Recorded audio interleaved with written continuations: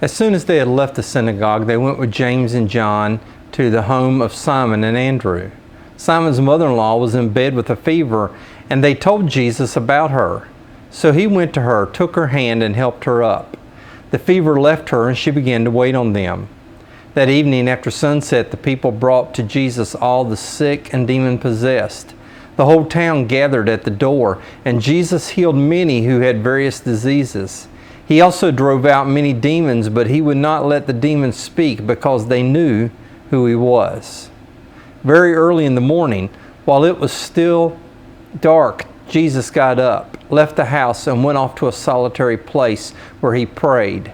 Simon and his companions went to look for him, and when they found him, they exclaimed, "Everyone is looking for you." Jesus replied, "Let us go somewhere else, to the nearby villages, so I can preach there also. That is why I have come." So he traveled throughout Galilee, preaching in their synagogues and driving out demons. Hello. Welcome to the online message of Corinth Christian Church. You know, if you do a survey of Christians and ask them what's the one thing that you would want to change in your Christian life, what's the one thing you would want to be different, the top two answers that would flip-flop back and forth between people would be this. Some people would say, I wish I could study more. I wish I read my Bible more. I need to spend more time doing that. Others would say, I need to pray more. That's a common answer that almost every Christian has, is they realize the need and the desire that they need to pray more.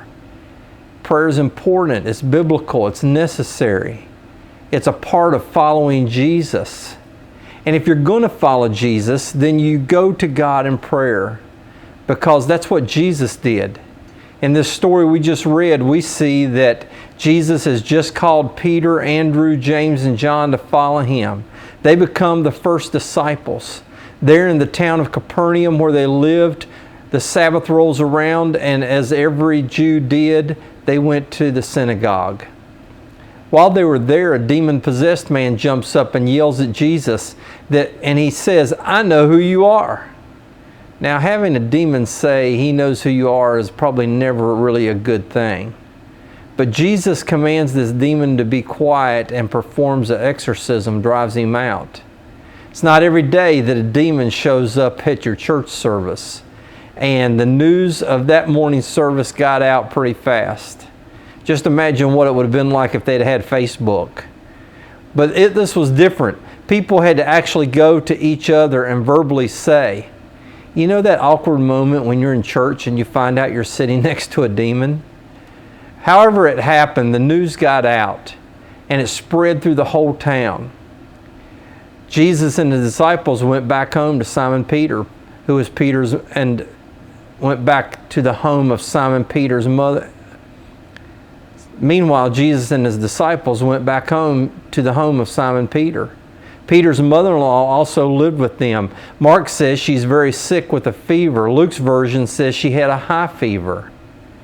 Now, they lived in Capernaum, and malaria was pretty prevalent in that area. It was a pretty swampy area. And so Jesus performs his second miracle of the day. He heals her. And when he does, she gets up and she starts serving them. And then darkness falls. It's significant that the Bible says it was after dark, because that's when people started showing up at the door. According to Jewish law, it was the Sabbath. No one was allowed to work on the Sabbath. But at nightfall, it officially ended the Sabbath, and when that happened, the floodgates opened. People started pouring out of the darkness and showing up at Peter's house. They're showing up at the door. They've been waiting all day. They heard about what Jesus did. They heard about what happened in the synagogue. And now the Sabbath has passed, so they can carry burdens, and they come carrying their sick. They pack the front door of Peter's house, waiting and hoping that just maybe their struggles to regain their health, their hopes for their sick child, their constant battle to care for their paralyzed friend, their fear of a demon in a loved one's heart, they hope just maybe all of that will be answered by Jesus. Can you imagine the scene? Can you imagine? It was probably mass pandemonium. People shoving themselves forward, arguing who was next, who got there first, afraid Jesus might get tired of healing people and quit before they got to him, worried they might miss their chance, and they're willing to let that other guy continue to be blind for the rest of his life as long as they don't get overlooked. But when Matthew tells this story, he says that Jesus healed all of them. Every palsy is relieved. Every blind eye is restored. Every demon is removed. You can only imagine what kind of night that was. Then Mark tells us what Jesus did next. It says he did something we might consider kind of odd very early in the morning before the sun even arose. It says Jesus sneaks out of the house to go and to be alone and to pray.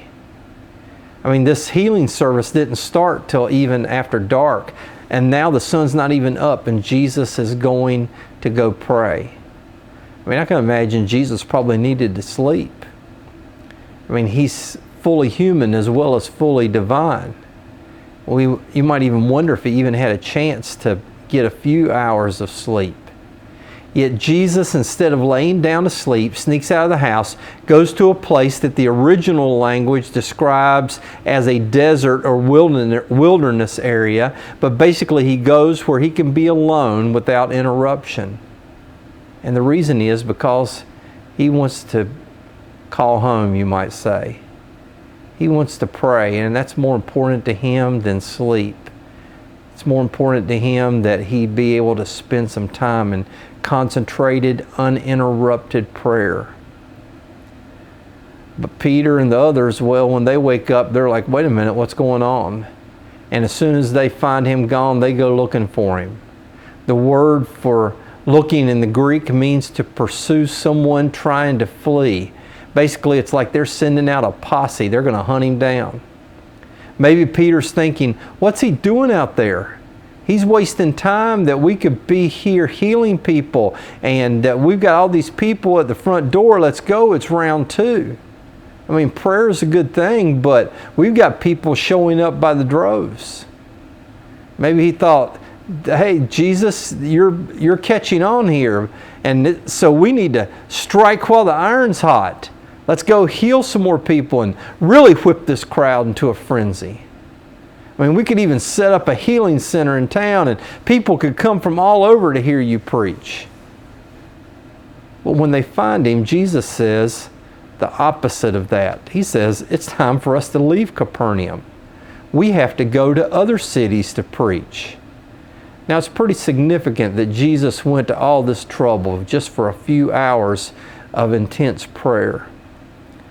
When you think about it, there's nothing wrong. Everything's going good. People are coming to him. People are wanting to know about him. There's no immediate struggle. He doesn't have to pray for the sick because he's pretty much healed everyone. He's just beginning his ministry, so the Pharisees aren't after him too much yet. He's just brought on his first disciples, and so things are going pretty good. People are seeking him out. They're being met with a lot of success. Everything is going better at that moment in Jesus' ministry than it probably will for the rest of the time that he's on earth. I mean, we might ask, Jesus, what do you have to pray for at that moment that couldn't wait till later? I mean, those are the excuses we give, isn't it? The excuses when we don't want to pray. Too busy, too tired, fell asleep, busy doing God's work. You know, probably all of us have used that excuse. You know, that I can say, I've got sermons to write or lessons to write, people to see, business to take care of. There's lots of good things that we need to do. So many good that sometimes the best things get shoved aside for the good things. Several years ago, I read about the London Transit Authority. They started getting phone calls. They were getting complaints from people who said they were waiting at bus stops and the buses pulled up to the stops, but they never opened their doors. They just took off without letting anyone on. And the Transit Authority found out that this was true. What had happened is that they had tightened up everyone's schedules. And the bus drivers said that there was no way they could run on time with the schedule they had. And so they weren't going to waste their time by loading and unloading passengers. See, the bus drivers kind of missed the point about what they were all about. And sometimes we do that as well. Our time in prayer gets lost because we think we're already doing enough for God, that praying is secondary to some of the other things we do. Look how much time we spend in church. Look how much time we spend on our Sunday school lesson. I mean, we come up with all kinds of reasons. I read somewhere where someone had done the math that if you attended every Sunday school, every worship service, every Sunday night service, every Wednesday night service that a church had for the rest of your life, that you never missed a single service from the day you were born till the day you died, then you would spend about 2.5% of your life involved in church, involved in what we might call godly stuff. Now, most people would think that was extreme commitment. That would be almost fanatical, that you went to church every Sunday morning, Sunday school, Wednesday night, Sunday night. Believers would say that you were above, that you were giving your whole life to God. But you know what? If that's all you ever did, would we really consider that wholehearted commitment to Jesus? Some people would.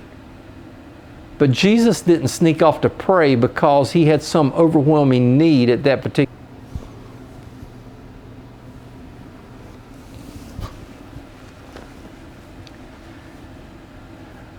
Someone did the math that said if you committed yourself to attend every Sunday school, every worship service, every Sunday night service, every Wednesday night service for your whole life, from the time you were born till the time you die, then you would spend about 2.5% of your life involved in what we might call godly stuff. Now, for many people, they would look at that and say, that's extreme, that you're going to all those church services. They might even say you're fanatical. 2.5% of your time is what most American believers would say would be what you should do to go over and above giving your life to God. But if that's all you ever did, do you think we would really consider that wholehearted commitment to Jesus? Jesus didn't sneak off to pray because of some overwhelming need. He didn't sneak off to pray because someone was sick. He didn't sneak off to pray because there was some special financial need.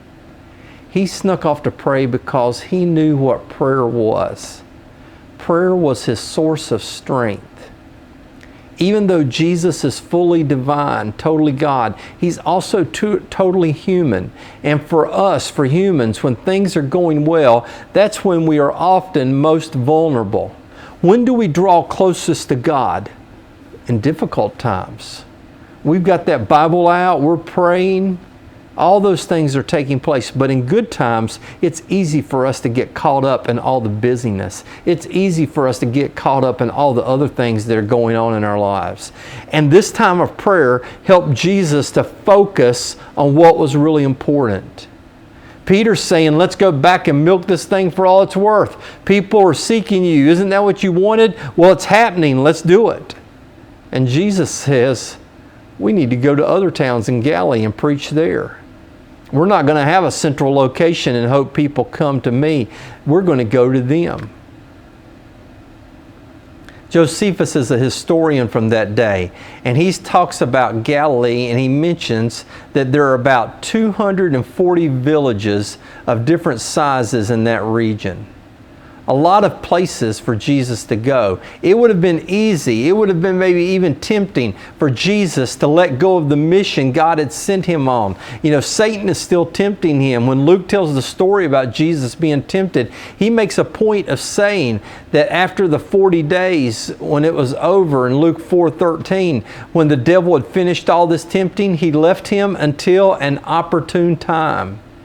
He wasn't just going to let him off the hook. He was going to look for another time maybe where he could tempt him. And maybe this was one of those times when he was tempted to give up traveling, to just do things his own way, to heal a lot of people and let the word get out. Maybe try to find some other method than the cross to save people. There's all kinds of temptations that Satan could have thrown at him, but Jesus knew that prayer would keep him focused on his Father's will. And it'll do the same thing for us. Prayer also strengthened him for the work ahead. Jesus wouldn't start his preaching ministry till he prayed. He knew that the road wasn't going to be easy. He knew that he would be mostly rejected by the people that he would come to love. His own nation, the Jews, would be the ones demanding his death. He knew that there would be a constant question of whether or not these people were really worthy of the price that he was going to pay for them. He knew that he was going to spend 3 years preaching to crowds of thousands, but when he left to return to the Father, there would be just a handful left. So before Jesus starts this difficult journey, he prays. He prays so that he can find strength to keep going. For Jesus and for us, prayer is reuniting with the Father in a closer way than we can do when we're busy doing other things. You know, it's funny. We've already mentioned several times that while Jesus was fully divine, he was also fully human. And that's true. But Jesus here is truly God. He's God in the flesh. When he calls home in prayer, God answers the phone. Yet he feels the need for this closeness between the Father and the Son. It's not the only time he feels that need. Luke 5:16, it says, Jesus often withdrew to lonely places and prayed. Jesus needed to pray. And here's the thing, if Jesus needs to pray, probably we do too, don't we? We need to reconnect with the Father. He's the one that created us out of his love. He's the one that wants our hearts to be knitted to his. In a story I read, the author talks about a friend of his that had a son who was just totally stuck in the terrible twos.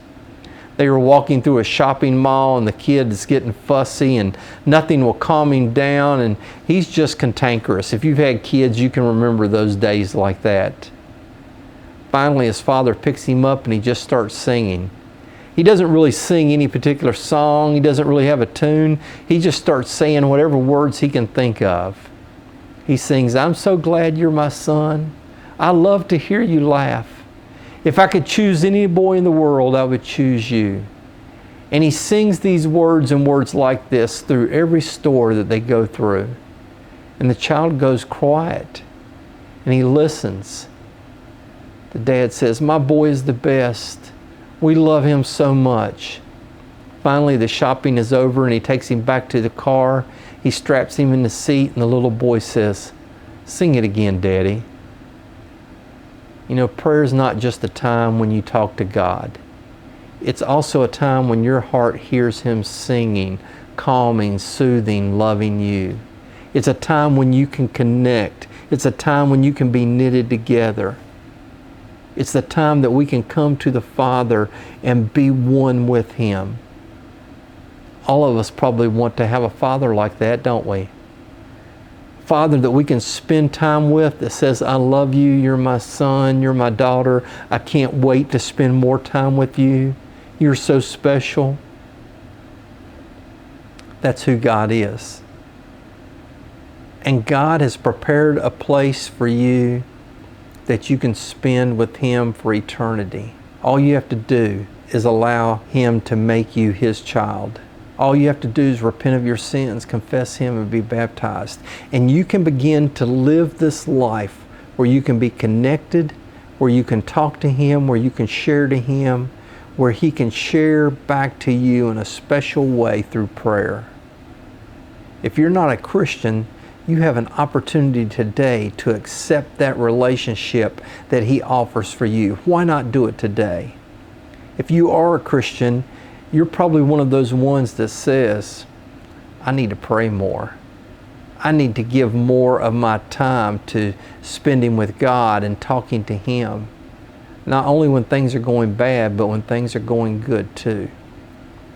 Why not today make that your goal, make that your promise, make that the first step that you're going to begin today to put in the time and the effort and the joy of praying. If you have a decision to make, I hope you'll give me a call. I hope that you'll call me and that we can fulfill what God's plan is for your life. I look forward to hearing from you. Until next week, God bless you. Take care. I love you.